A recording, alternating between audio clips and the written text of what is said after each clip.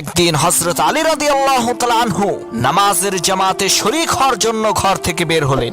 এদিকে কয়েকজন কাফের ফন্দি আঁকলো যাতে হযরত আলী নামাজের জামাতে শরীক না হতে পারে। তাই তারা হযরত আলীর পথে দাঁড়িয়ে রইল।